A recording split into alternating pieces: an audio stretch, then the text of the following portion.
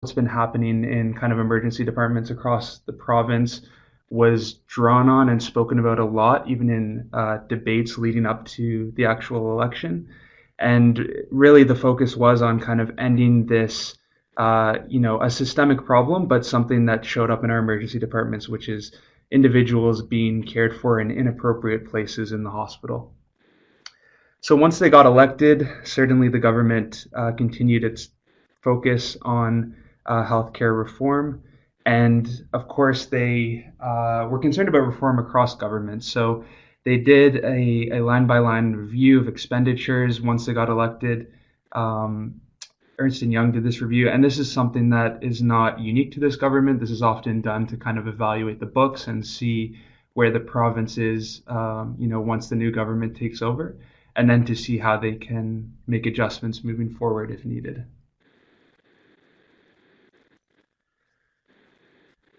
So what the premier did was, started a Premier's Council for Improving Healthcare and Ending Hallway Medicine. And Dr. Ruben Devlin was immediately appointed as the special advisor on healthcare reform, and he is leading that council. Dr. Devlin is the former CEO of Humber River Hospital. Many of you will know that.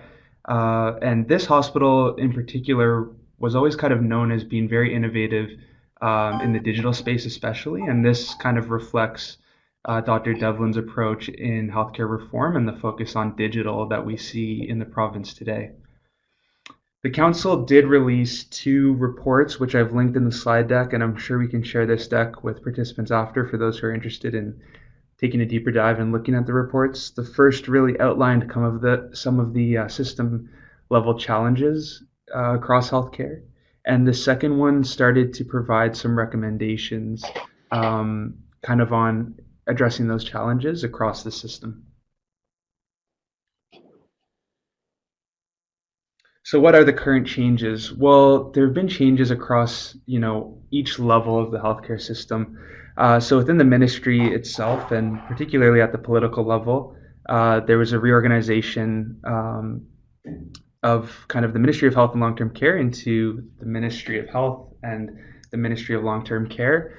Within the bureaucracy, a lot of these functions are still kind of happening under one roof, but at the political level at least, there's a clear distinction now. So Christine Elliott is still the Minister of Health, and then Mary Lee Fullerton became the Minister of Long-Term Care specifically. So certainly more of a focus, if you will, on kind of separating out those two functions and focus on long-term care as a separate role from that of health. In addition, there was kind of a new focus on mental health and addictions at the political level with the appointment of an associate minister, Associate Minister Tabolo, who's the Associate Minister of Mental Health and Addictions. So, kind of following up with the government's announcements around funding for mental health and addictions, we saw a similar commitment in the creation of an associate minister's position and a portfolio with that. So definitely political focus on mental health and addictions specifically.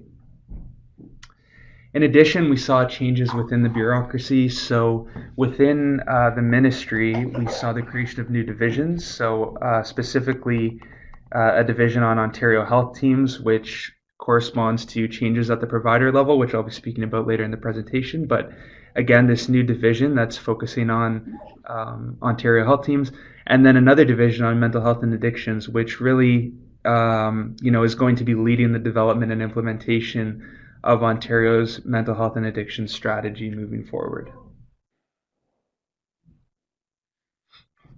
With respect to the changes, the People's Healthcare Act really is the key kind of piece of legislation to know about. So this received royal assent, earlier in 2019. The legislation creates the Connecting Care Act, which is the legislation that is actually governing the new system. And it also amends the Ministry of Health and Long-Term Care Act to create an Indigenous Health Council and French Language Health Services Advisory Council. So these previously existed through regulation, but just wanted to make note that there were kind of amendments at the legislative level as well that allowed for focus on some of these other populations as well. So that's the legislation. What are kind of the key features of the reforms? Well, certainly we've seen the start of the reforms over the past year and a half, but they are going to be rolled out over the next number of years. And I'll stress that later as well, but I think that's important to keep in mind throughout this presentation that, these changes, while happening rapidly, right now, they are long-term reforms. So we don't expect to see kind of end state models, if you will, for several years. So the first kind of key reform is the creation of Ontario Health, which is a new provincial agency that centralizes the functions of 20 different organizations and has 5 regional offices or regional divisions. The second, at the provider level, is the creation of Ontario Health Teams, which many of you will have heard of by now, I'm sure. And these are called integrated care delivery systems in the legislation. Essentially, they're composed of health service providers, and they receive their funding from the ministry through Ontario Health in order to deliver coordinated services. And I'll talk a bit about what that might look like. So first, taking a look at Ontario Health, again, once you have the slide deck, you'll be able to click on these links and explore some of the additional content. That one links to Ontario Health's new website. So this agency is really tasked with centralizing accountability and oversight for the healthcare system, including governance, streamlining clinical care, and reducing back office functions. So one of the key objectives of merging some of these pre-existing provincial agencies into Ontario Health from the government standpoint was to reduce a lot of back office core business functions. So, these different organizations, these different agencies would have all had, IT departments and human resource departments, kind of core business functions that the government said, listen, we can, create efficiencies by merging some of these agencies and having that streamlined back office function.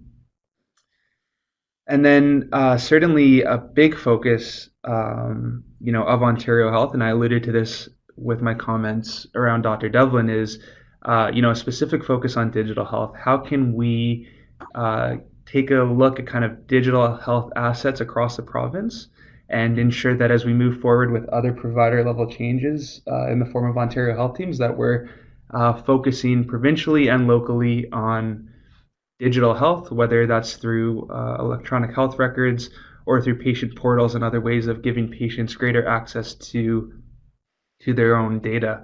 And if you take a look at the Premier's Council reports, you'll see, you'll be able to see a lot more information on what the key digital health needs are in the province and some of the recommendations that have been made at addressing those needs.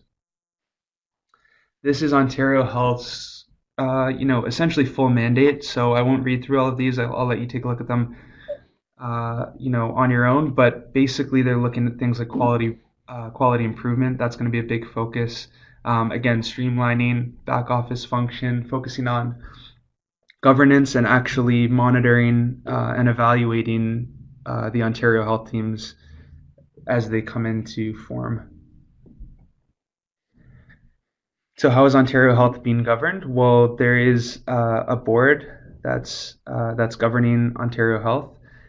You can click on that link and see all of the directors. I guess I would say that the board of Ontario Health certainly has a business focus in that a lot of the individuals who are on the board certainly have health systems experience, but a lot are coming from finance and other fields.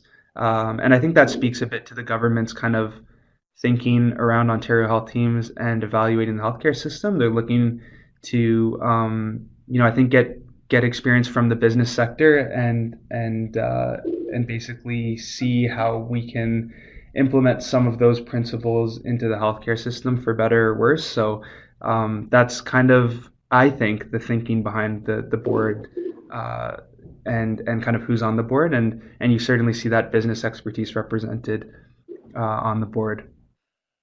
And the board will be appointed by Auditors in Council. They'll serve 3-year terms, and they'll be able to serve a maximum of 6 years. I think something that's important to note, which is a bit different than how local health integration network or the LHIN boards functioned, is that Ontario Health Board currently is able to meet in private. So that's a little bit different than what the LHINs did. Those board meetings were open to the public. But But currently, and this could change, the Ontario Health Board has the capacity to meet in private. So Ontario Health leadership. Currently, Ontario Health is looking for kind of a longer term permanent chief executive officer. Earlier this year, Susan Fitzpatrick was named as interim CEO of Ontario Health. And Susan, is from the Toronto Central Inn, so she was the CEO there previously, but she's also been an ADM in the ministry in the past. And she's really been kind of shepherding the organization through this transition, which kind of has really taken off, I guess, earlier this month on December 2nd when the transfer orders were issued for those different agencies that were going to be and are going to be and are now partially merged into Ontario Health. So what are those agencies? Well, I mentioned, there are 20 of them in total. You can see here that 14 of those agencies are the local health integration network. So you'll remember that we had 14 LHINs across the province. And these organizations were responsible for local planning and funding for the healthcare system. And basically, those 14 LHINs, are now integrated into Ontario Health. In addition, we have the integration of 6 other provincial agencies: Cancer Care Ontario, eHealth Ontario, and others have also joined Ontario Health as the new provincial agency. And I think it's important to note that the boards of these agencies, including the LHIN boards, have already been dissolved. So the staff that make up these agencies now report to the Board of Ontario Health. I think it's important to keep in mind that, even though we do have kind of a more centralized structure now in the form of Ontario Health, we still do have some regional level planning that's happening, or regional divisions, I should say. And you can think of these as kind of extensions of Ontario Health across the province. So this is kind of how the 5 regions break down, and you'll be able to see here which LHINs basically went into the new regional structures. So, if you look at East region, for example, you'll see that Central East, Southeast, Champlain LHINs were collapsed into this Eastern or East region. And former LHIN CEOs have been appointed as regional leads to lead these different regions. So there's 5 former CEOs who are now leading these regional divisions for Ontario Health. I think it's important to note that Ontario Health has extensive power when it comes to integration. So the agency essentially takes over the integration powers that the local health integration networks would have had before, as outlined in the Local Health Services Integration Act. So this means in practice that Ontario Health can facilitate and negotiate integrations, but it gives the power to actually direct those integrations to the minister. And Ontario Health has the power to integrate the health system by providing or changing funding, integrating organizations that are health service providers, or Ontario Health teams, and integrating services directly. So really broad powers in terms of health system integration.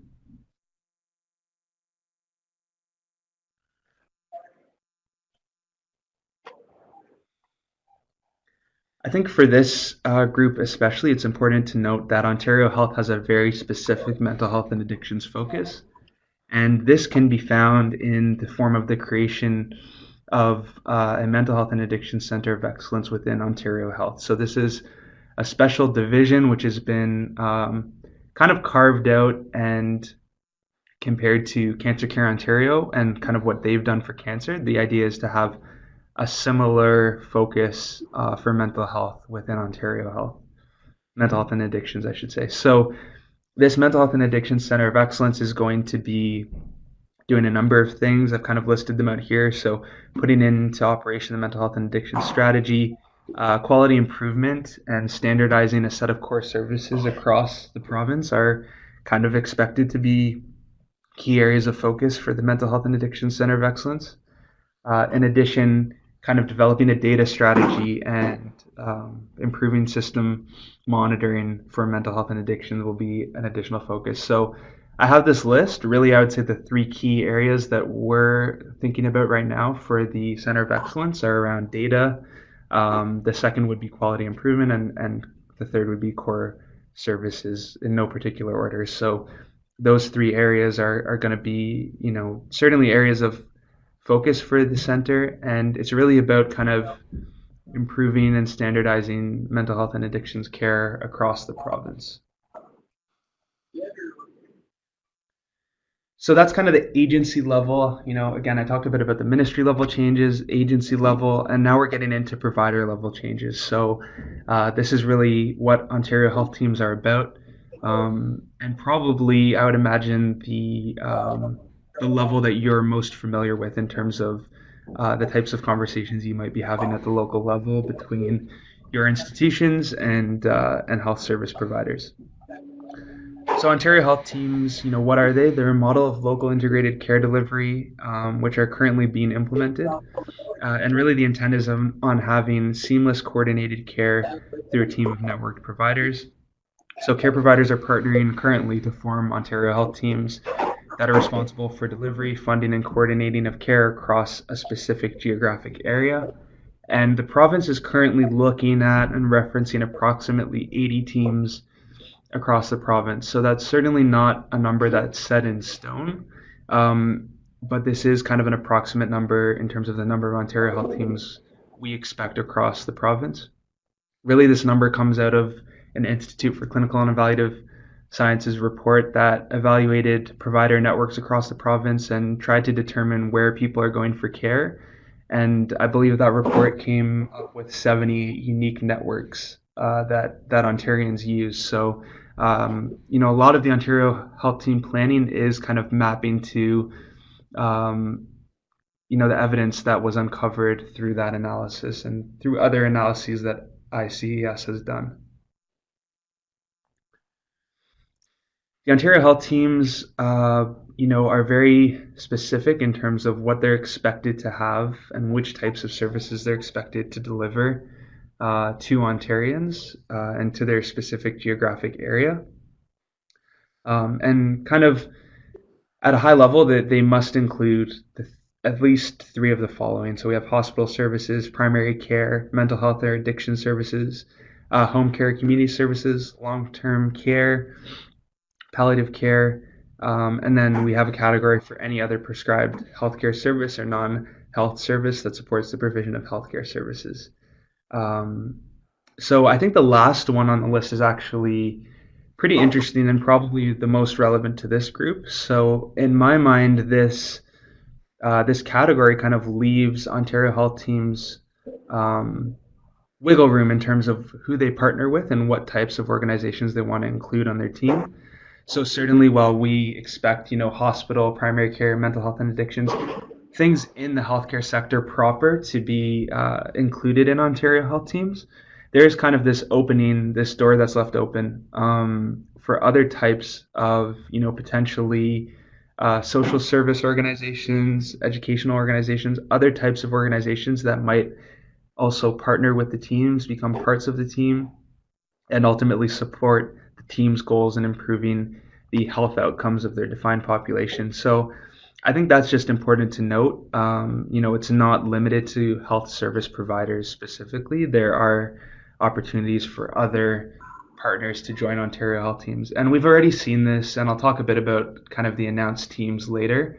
But we've already seen this in a number of teams that have kind of moved forward in the process and are now being implemented. As an example, the Mississauga Health Team, has University of Toronto Mississauga as an affiliate partner. So we do see, numerous opportunities for universities and colleges and other post-secondary institutions to get involved with Ontario Health Teams directly, whether that's through the role of kind of, providing information and analysis for the team through, different business schools or other departments, or kind of in a different role where maybe they're actually helping with the provision of services. So I just wanted to flag that for this group. It really is kind of open to interpretation in terms of what types of organizations can become part of an Ontario Health team. So here's where we are in terms of kind of the different status, I guess, statuses of the different teams. So you're probably hearing a lot of different terms, full application in development, announced.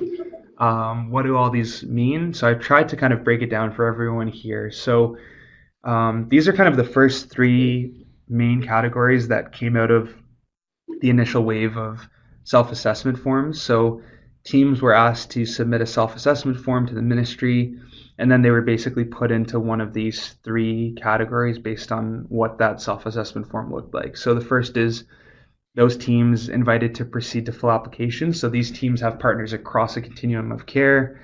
They're highly aligned with the model, and they have a high level of readiness and are well positioned to complete the full application. So really, these are teams that the ministry evaluated and thought were in the best position to be kind of the first wave of Ontario Health teams.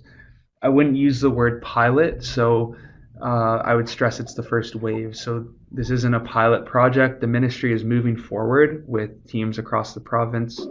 They're certainly going to be evaluating the first teams and hopefully have Ontario Health teams learn from one another as they move forward. But this is not a pilot project. So the teams are moving forward, and it's kind of like a rolling admission, if you will, or rolling acceptance. Certainly the most ready teams, I guess, we're moving forward right away, but the goal is to get the entire province covered by Ontario Health teams. So the other category that came out of that first assessment, the first evaluation of self-assessment forms, is in development. So these are teams that have partners who represent a continuum of care. They're committed to the model, but they need a bit more work to kind of be well positioned enough to complete the full application. The final category is those in discovery, and these are healthcare providers that support the model. They would have submitted a self-assessment form, but they're really being encouraged at this stage to expand their partnership and work with other local providers in alignment in order to kind of meet the criteria outlined in the Ontario Health Team guidance document. So these teams are kind of, I guess, earlier on in their movement towards becoming an Ontario Health team, and that they still have some work to do around kind of building partnerships and lining up with the criteria. So you can check out that link at a later time and basically see, which teams fall into which categories. All of the teams that ended up being, making it to full application and in development from that first round are listed at that link. So what's happened since then? Well, since kind of the announcement of which teams made it through to full application, we had full applications completed and submitted to the ministry on October 9th. And obviously October 9th now was a while ago. So those forms, those full application forms, were fully evaluated and assessed by the ministry. The ministry conducted community site visits to each of those Ontario Health Team applicants to actually see what was happening on the ground and get a presentation from the team to see how they're going to meet kind of the demands, if you will, of what's involved in being an Ontario Health Team. And then the ministry made decisions on which of those that were in the full application bucket actually became announced teams. So hopefully you're following that. Essentially there's a self-assessment that was submitted. They were grouped into three categories based on that assessment. And then those who made it into the full application category underwent further evaluation and visits from the ministry, and then teams were announced. And these announcements really happened all the way up until last week, so they're very new. And on this slide, you'll see the list of 24 Ontario Health teams, the first 24 that have been announced by the minister. And yeah, these teams, are basically the ones that have the green light to move forward with this model of care. So I'd encourage you to click on that link in the bottom right-hand corner of the slide deck when you get a chance, because that'll take you to the page that actually has links to each of these health teams' websites. Not every team has a website yet, but most of them do. And I think that's going to be extremely useful at the local level for you in order to see, who, if anyone, and for the most part, these teams do partially span the province, so you should be able to find someone. Certainly they're not covering the province because this is only the first 24, but you should be able to find someone somewhat nearby that you can connect with, or at least learn from if you're interested in what healthcare is looking like at the local level. And again, you'll be able to do that between this list of 24 and the link on the previous slide, which links you to the full list of those in development and in full application as well. But I would want to especially direct your attention to those that have been announced because, again, you can visit their website. You can see what they're saying in terms of what the focus of their Ontario Health team is expected to be, who the partners are, and yeah, what they're aiming to achieve by embarking on this model. So I'll just give an example. If you go to, and you can't see this on the screen, so you don't need to follow along, but you can look at this later. If you go to that link in the bottom right, you'll be able to click on the different teams. So if you went to Mississauga Health, I'll use the same example. I believe they were the first team that was announced. So you'll be able to go to their website, and every website looks different. It's up to the Ontario Health team in terms of how they lay that out. But what Mississauga Health team has is a comprehensive list of their founding partners, their members, and then different affiliate organizations. So again, you can get a sense of what post-secondary institutions, if any, are partnering with that team, and then kind of what are the other partners, like who else is at the table that may or may not fall perfectly in the what we think of as the healthcare system. And I think that might be a useful exercise to kind of explore those sites and take a look at what the different health teams are saying now that they've actually been announced. Just want to flag some important dates. These aren't too important, I guess, to this group, but just kind of to the OHT process in general. And they might be important to this group if you're trying to get in touch with folks to learn more before they kind of move forward in the application. So again, kind of the ministry is continuing to accept, assess, and evaluate groups as they demonstrate readiness to become designated as Ontario Health teams. We reached a huge milestone with the October 9th deadline, and then with the recent announcement at the beginning of this month on the first 24 teams. December has also been an important month, as I mentioned, because of the kind of official initiation of transferring agencies over to Ontario Health. So a lot's been happening as we close out 2019. But in terms of kind of key dates in the new year to look to, so in January 2020, I don't think they've specified, an exact date yet, but there's going to be a deadline for in-development progress reports. What these essentially are reports from teams that have been designated as in development to kind of say, here's where we are with respect to moving forward since we've been designated as in development, and here's how we might be moving towards full application and then being announced as a team. And then the next invitation, for full application submissions is going to be in March 2020. So for teams that are further back in the process right now, maybe still kind of establishing partnerships and things like that, there's going to be another opportunity to apply for full application in March 2020. So yeah, just to stress, this is the first 24 teams. Again, we don't know the exact number that are going to be rolled out, but if we, use our best guess, kind of mapping it up with what the data has been showing on different care networks, we're thinking around 80. So there's still, a number of teams that we're expecting to be announced as we move forward in this process. So I think, this page will be useful. This is kind of a list of the key resources to date around Ontario Health Teams specifically. So, towards the top we have actual self-assessment forms, full application forms.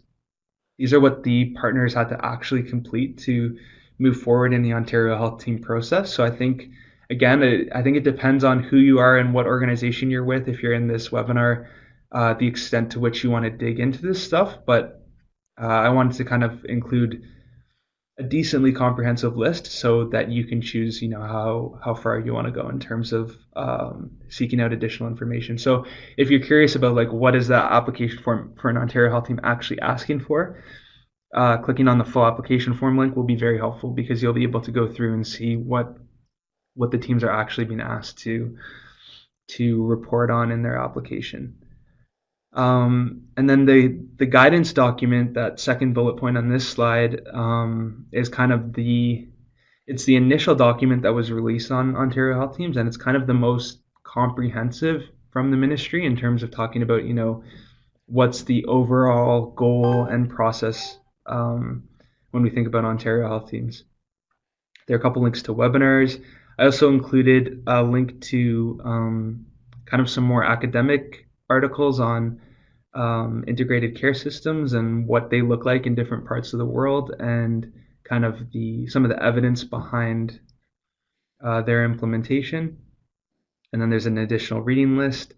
I think the Ontario Health Team digital playbook you might find interesting. So this is what the ministry released. I guess it's guidance on digital health for Ontario Health Teams.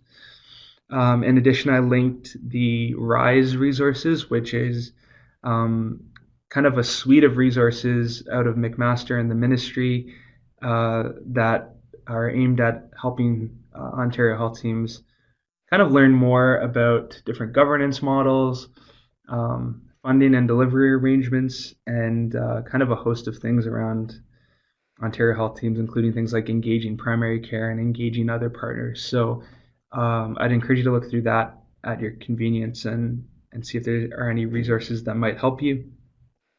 Finally, Community Health Ontario, which is an organization of different community-based providers, including CMHA Ontario and others, partnered with the Tamarack Institute. And what we did was we kind of developed a set of webinars, a series of webinars that looks into governance in Ontario Health Teams. So that's something that we're hearing a lot from our members about in terms of what's the actual decision-making structure and governance structure going to look like in an end state model of an Ontario Health Team. So we provided those webinars to kind of give insights into different models and how decision-making can happen in the interim. And then the other kind of part of that webinar series, so it says 7-part on the slide, we ended up doing an additional 2 webinars on engaging patients, clients, caregivers, and families with the Change Foundation.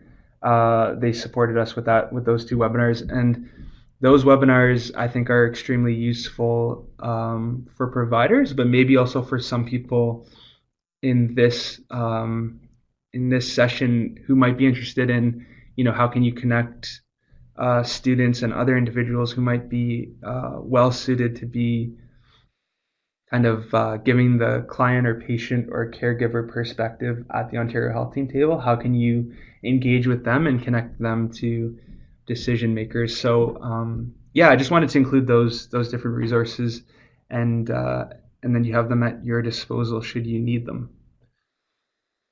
So wrapped up pretty early. Those are all of the slides I had for today. I didn't want to get too in depth in terms of I guess going super in the weeds on Ontario Health Teams. I think providing a high-level overview for this group is what's kind of most important. And then I was thinking we can hopefully spend the remainder of the time, if there are questions, and happy to kind of answer them now, and you can write them in the chat box, and I can address them as they come up. In addition, I wanted to leave my contact information, so anyone who wants more information on any of this stuff can email me anytime and connect with me directly, and I'm happy to provide insight. I know, certainly this group will have different concerns from health service providers when it comes to Ontario Health Teams, so I'll keep that in mind, but certainly happy to do whatever I can to help inform people or chat or connect people with their local Ontario Health Team. So I'll leave it there. I don't see any questions yet in the chat box, but certainly I'll maybe give folks a minute or two if they have any questions to write them in the chat box now.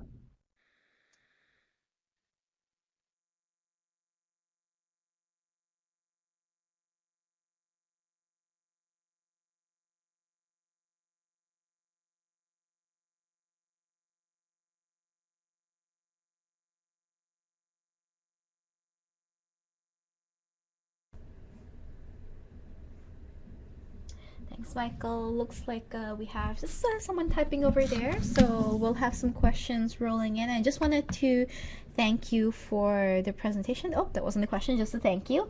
Thank you for the presentation and helping our folks get a little bit of a better sense of what is happening in the province.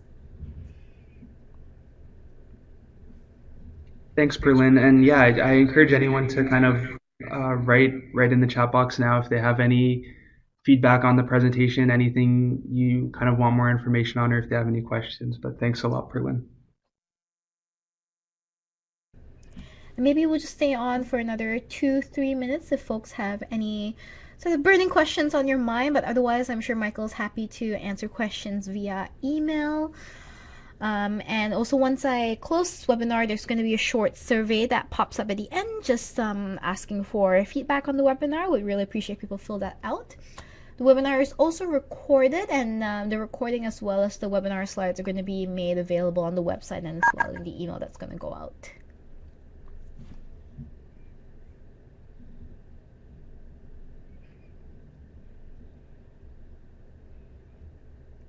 Oh, Michael, looks like we have a question over there.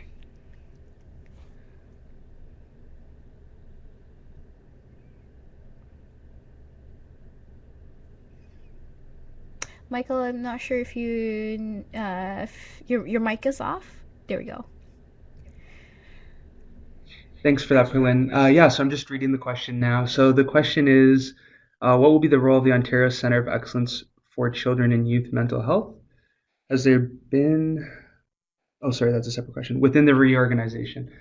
So it's a great question. Certainly,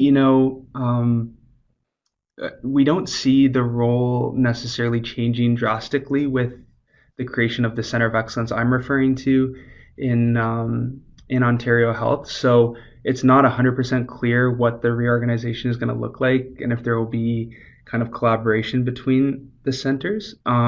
But having said that, I would really appreciate for the individual who asked that question to email me and reach out to me, because I can certainly connect you with our colleagues at Children's Mental Health Ontario. They certainly would have kind of their finger on the pulse with respect to what's happening in the youth sector. So I think that time will tell in terms of what the role will be and if it'll change depending on how the Center of Excellence in Ontario Health is rolled out. But yeah, please do email me, and I'm happy to connect you with someone at CMHO who can probably give you kind of much more detailed background information on what the changes might look like for children and youth. See another question here. So, has there been any discussion about mental health funding for post-secondary, such as the Mental Health Services Grant? I think that's a great question. So, with respect to that grant specifically, I haven't heard much. I think when it comes to funding, and I didn't talk about it much, if at all, in this presentation, but maybe I can talk a bit about it now. So, really, with funding for Ontario Health Teams, the ministry has not yet developed kind of its funding model. So, the goal at the end state of this transition is for, at least in principle, Ontario Health Teams to have a single funding envelope. But that really has not been worked out. How the funding will work, that's not been decided on, and it's not expected to be kind of changed or implemented anytime anytime soon. So currently, on the healthcare side, in terms of funding, the existing funding structures are remaining in place. Our agencies are being instructed to continue to honor their MSAs, their multi-sectoral accountability agreements, and basically continue to abide by those. Everyone we've talked to at the ministry has essentially indicated that the MSAs are not being ripped up and discarded. They're still very much kind of the go-to agreement, and until we hear anything different, we're going to continue to advise that our agencies focus on the MSAs. In terms of grants and other funding, we haven't heard any changes in the educational sector specifically, but at an end state model, we're not sure exactly what things could look like. And I say that in both it could be a net positive for post secondary institutions. So I think there are certainly opportunities within the Ontario Health Team model. Again, if you're a post secondary institution who's able to partner with the team, certainly I think there's an opportunity maybe for even additional sources of funding if you're part of that team and you're part of the group that's actually achieving those health outcomes and efficiencies within the team. But certainly, we've also heard stories of teams looking into contract work with post-secondary institutions and other organizations. So actually contracting services from an organization from the Ontario Health Team. So I guess with respect to this specific grant you're referencing, no, I haven't heard any discussion on changes around that. Um, but I think the broader topic of funding is an important one to address. And I think my message on funding is that it really hasn't been finalized. Certainly, the goal is to have more streamlined funding for services through the Ontario Health Teams. But what that actually looks like in terms of the specific funding model and how that might affect post-secondary institutions really isn't clear yet. So I would say, unless you've heard otherwise, kind of stick to current practices around funding, and that's certainly what providers are doing today when it comes to honoring their agreements and funding in the health sector. So sorry, I know that doesn't really answer your question, but um, that's kind of the high level messaging on funding. But I do think it's an opportunity, and I mean that sincerely. If you're able to, as a post-secondary institution, to reach out to your local team and partner, you could be a part of that team and some of the gain sharing that happens once the funding model is, I guess, eventually articulated.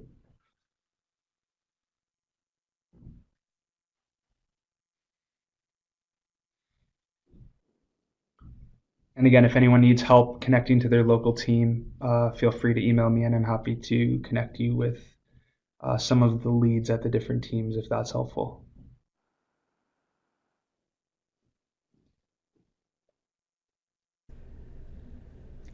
Thanks, Michael. And that looks like that was the last question. So, again, thank you so much for your presentation, and thank you everyone for attending. This is the last webinar of the year. We will resume in January with jack.org talking about their Youth Voice Report.